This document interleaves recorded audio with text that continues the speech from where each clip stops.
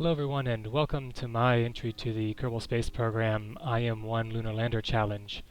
I want to start off with a quick thanks to the KSP team as well as the Intuitive Machines team for hosting this competition and offering up a rather unique and interesting prize package that I'm hoping that will entice quite a few people to submit some entries and create some really cool entries out of that.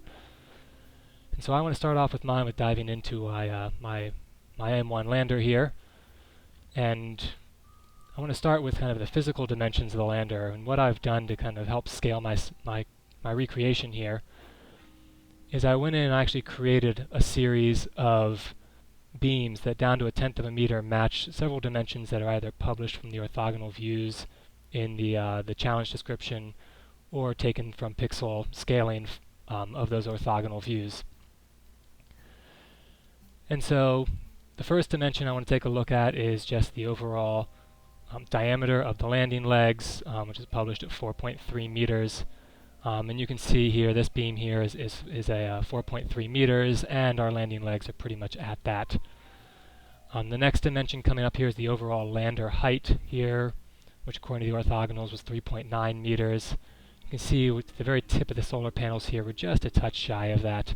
And that actually comes from the dimension I've pulled from pixel scaling. About 2.9 meters for the actual body height of the lander is about, maybe about 1/10 of a meter shy.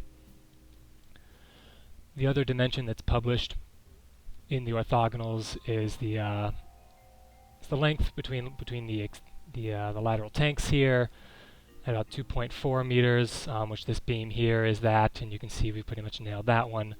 Another dimension here that I've pulled off from pixel scaling is the overall width from the edge of these scientific platforms up top, and you can see where we pretty much nailed that as well.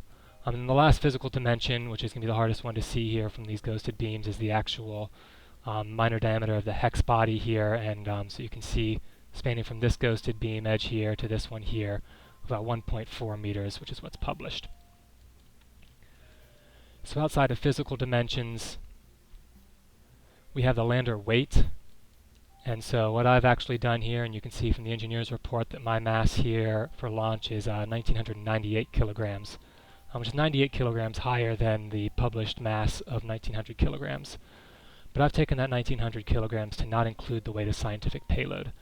And ultimately I've got up on the top of these equipment platforms here 1, 2, 3, 4, 5, 6, 7, 8, 9 experimental payloads here, or experimental piece of equipment that are each 5 kilograms, so that's 45 kilograms. And then I've also got a mystery goo, which is a 50 kilogram scientific payload. And so total, that's 95 kilograms of scientific payload, which is where we get our extra roughly 98 kilograms of mass here. So that's our actual lander mass then is 1,903 kilograms compared to the 1,900 that's published by Intuitive Machines. Lastly, the thrust of the engine here I've maintained here at 4 kilonewtons in vacuum, just like the published value. The other note I want to make here is on just kind of the graphics of it. With a plethora of information from both the KSP team and through the Intuitive Machines website and other searches online, you can definitely get a few different kind of iterations of the lander, different colorings and different kind of designs and structural patterns within the lander. And I decided to just go with what was shown in the orthogonals in the KSP challenge briefing, and so that's just basically an all-black structure. And then I just decided to put on though an Intuitive Machines and an American flag logo there. So with that, we'll go ahead and jump out to the launch pad here and get our lander on the Falcon 9. So out here on the pad, I want to make one more note on vehicle construction, and that's that I matched the thrust-to-weight ratio of the Falcon 9 at 1.41. Really, to make a full, true scale Falcon 9 is overkill for this particular situation. Then onto the mission profile. This is definitely the most planned out mission I've ever conducted in KSP, and that starts with the launch time. There were a few criteria that I wanted to meet for launch. First off, and most important, is the relative position of the Moon and KSC to actually meet the mission target and the trajectories I needed. After that, I wanted to make sure that my landing was done in daytime. Lastly, I wanted to launch in daytime, and so really that First opportunity for this I found came on day 15 at the 0th hour and the 22nd minute, and you could give or take about 3 or 4 minutes with that, and that's what I'm going to launch at. On the ascent, I've got several aspects of the flight that I'm trying to target here. Most importantly, I'm looking at the altitude and my pitch in combinations, and I've got a few targets I hit along the primary ascent here. The first is I try to start my pitch down range at around 500 meters. Then after that, normally when I play KSP, I've got a pretty standard trajectory I try to follow, and that is that at 5,000 meters I'm pitched at 75 degrees, at 10,000 meters I'm pitched at 60 degrees, 15,000 meters is a 50 degree, 20,000 meters is a 45 degree, and beyond that I try to about angle of attack down by about 10 degrees until I flatten out, which gives you a pretty good downrange trajectory. For this particular challenge, because I know I'm going to perform a boost back of the Falcon 9, I wanted to shallow that out a little bit, and so I stuck with the 500 meter start down range, 5,000 meter at 75 degree, but then I actually bumped that back to a 10,000 meter at 65 degree, 15,000 meter at 55 degree, 20,000 meter at 50 degree, and then a MECO at 40 degrees. My MECO target here is a remaining delta V for the first stage of 1,540 meters per second. After MECO, I'll do stage separation here, and I will do a quick save and then switch back to the Falcon 9 booster. This is going to be the only quick save I do during the entire mission here. Everything you see here is being done. No quick saves other than this, no quick loads, all single take. Once I switch back to the Falcon 9 booster here, I'm going to shut down all but 3 engines for the boost back burn, as well as make sure I'm looking at velocity relative to the surface still. My boost back burn, I'm going to conduct at 5 degrees of pitch.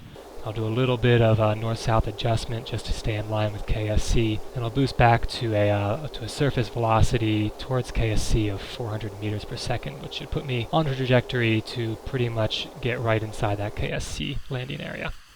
With the boost back burn complete, I'll flip Falcon 9 around here and extend it analogous to grid fins, which are using the air brakes, and bring us into a retrograde trajectory back towards KSC.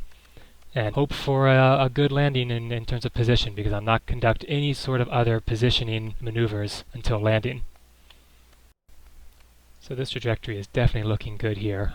There's definitely some variation as I've practiced this, that depending on exactly how I do on my accuracy, on my pitch and altitude targets during ascent, and my MECO and my timing there, I get some variation, but this one's looking pretty well centered here on KSC. I'm going to start my landing burn here. Still going to use 3 engines. I wish I could have done it in 1, but still use 3 but I'm going to start at 5,400 meters here as it comes flying by, which should put me just within 100 meters or so of the ground when my velocity kind of comes to 0. I'm going to wait until I'm really slowed down beneath 50 meters per second here before I extend the landing gear. And this is looking fantastic here. We're going to put this right down in the middle of the Space Center here. I'm going to flip away from my retrograde SAS, be able to control it manually, and look at this. Beautiful. Ready for display. Put up a fence and a plaque and call it good. Right in the middle of the courtyard. Couldn't ask for a better landing spot than that, especially since that target from the last maneuver change I did was at 40,000 meters. So back on the second stage here, finishing up MECO and stage separation. It's again the only quick load here I'm going to use in this entire mission. When I finish the second stage, I'm going to actually bring my pitch down to about 10 degrees. I'm going to start thinking about the fact that I want to bring that periapsis on my orbit up above 70 kilometers here. So my target delivery orbit here is I've based on the actual IM-1 mission profile, and ultimately just scaled from real Earth altitudes down to Kerbal altitudes based on, in particular here, the relative distances between the real Moon and Earth, and then in Kerbal Space Program, the Moon and the Earth. And so the actual mission profile has an orbit ranging from 185 kilometers up to 60,000 kilometers. And when you scale that, you ultimately get an orbit that on the low end is way too low, so I'm going to use a minimum of right around, try to target between 70 and 75 kilometers, but then have an apoapsis here of about 1.78 million meters as the target apoapsis for my delivery orbit out of the Falcon 9 vehicle.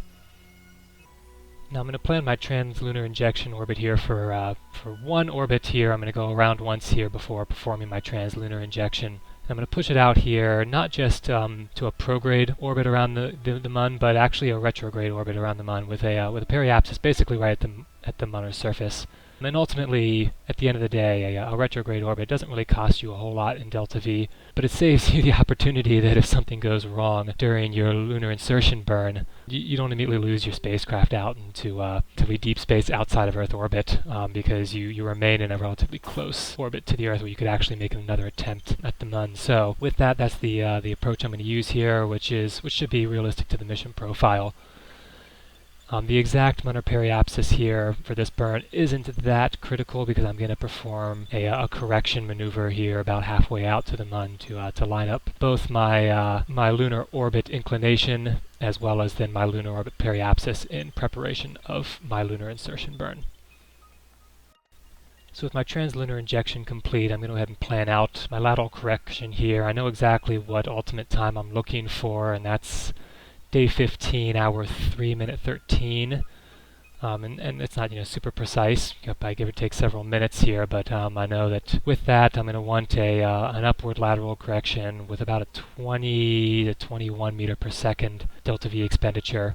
That's going to put my Munner periapsis right at around 11.8 to 12 kilometers, and so I'm going to make that adjustment. The correction burn I'm also going to do with RCS thrusters rather than the actual main engine. Because it's a low delta V burn, it's really more appropriate to do a burn like this with the RCS rather than having to do the hassle of an engine ignition. My lunar insertion burn I'm going to start just over a minute prior to achieving my Munner periapsis, which should put me at a point where right when I'm about completing the burn, I should be at the periapsis, which will give me a nice circular orbit. Right about my target. The real-life mission profile for IM-1 has a lunar orbit target of 100 kilometers, and I scale that to the relative diameters of the Kerbal Space Program Mun and the actual Moon. That gives me a target of about 11.5 kilometers. To start my landing burn here, I've got a geographical reference looking at the craters that put me at the right distance between here and the landing site of 25 north, 50 west. So I'm going to start this landing burn basically horizontal, and I'm actually I'm a little south in terms of my trajectory, so I'm going to actually push myself and get rid of some of my east-west velocity here a little faster than my north-south velocity to push my trajectory a little bit more north and kind of right up against and right up into that target landing zone. Like the ascent, I've got a few targets as I hit on my landing here. I start out pretty horizontally oriented and start to get some drop in my absolute altitude here. At a surface velocity of about 430 meters per second, I want to edge up here to put myself just a little above my retrograde trajectory in terms of pitch.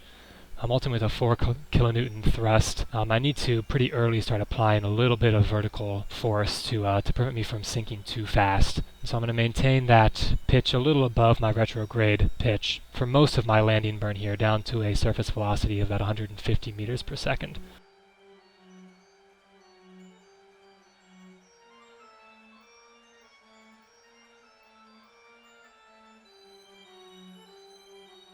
As I approach my landing target here, I'm going to actually drop my pitch beneath the retrograde pitch, and what that's going to do here is actually remove my horizontal velocity, get me traveling just vertically, which will give me an opportunity to kind of scope out a proper landing zone here that's free of boulders to put my lander down in.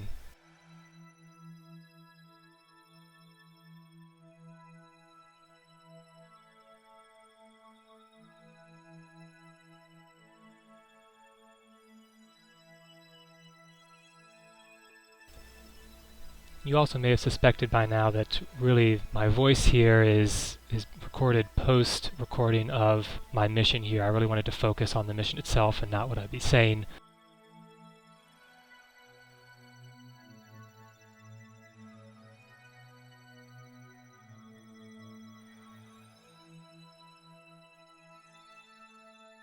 So we've definitely found an area here that's free of boulders, but it's a little steeper than I was really intending for a landing site. But it's definitely with our lander dimensions here, no problem putting it down.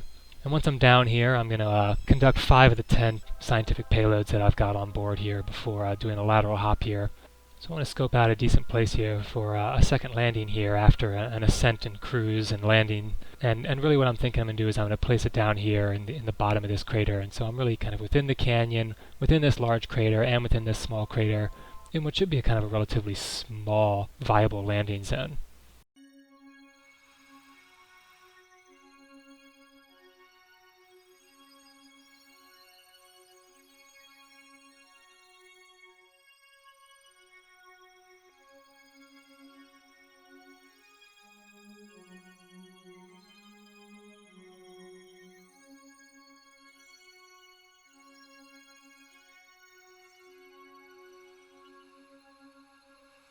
Again, I'm going to come over here and look for a viable spot that's free of boulders. And as I come here, I'm not going to super like exactly where I was coming in the first time, and I'm going to shift a little bit further to a slightly flatter location.